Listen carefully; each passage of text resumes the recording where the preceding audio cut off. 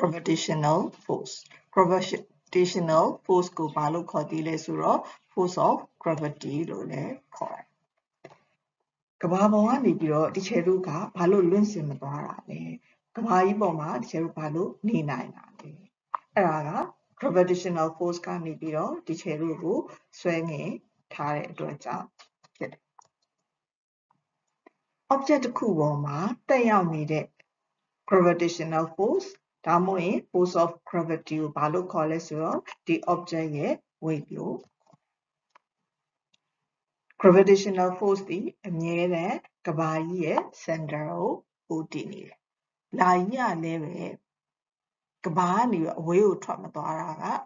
ကဘာကြီးကနေပြီးတော့